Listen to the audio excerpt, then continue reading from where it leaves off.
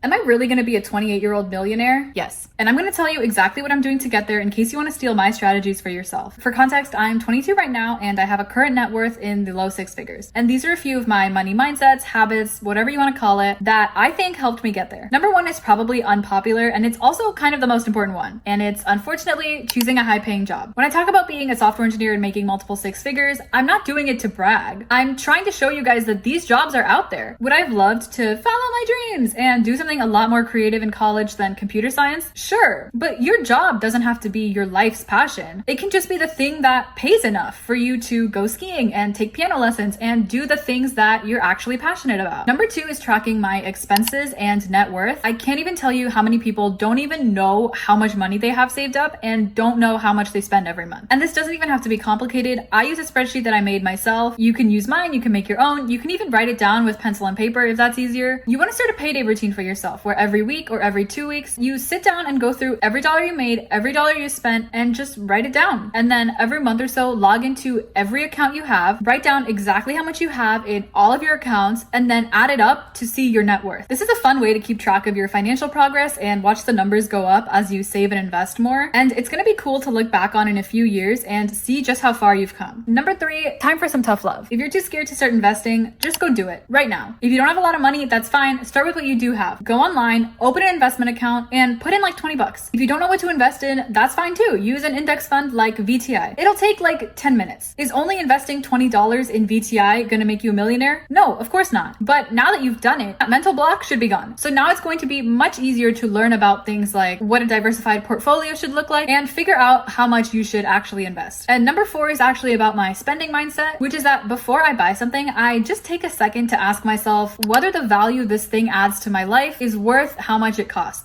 And just to be clear, spending money is not a bad thing, but wasting money is not ideal. I can't tell you what is and isn't going to be worth it to you. Only you can decide that based on what you value. And of course, I'm not trying to minimize the role that luck and privilege have in pretty much everyone's financial situation. And I've talked about that in other places, but at the end of the day, you are responsible for your own life. And if you're not happy with your current financial situation, these are some things that helped me and might help you as well.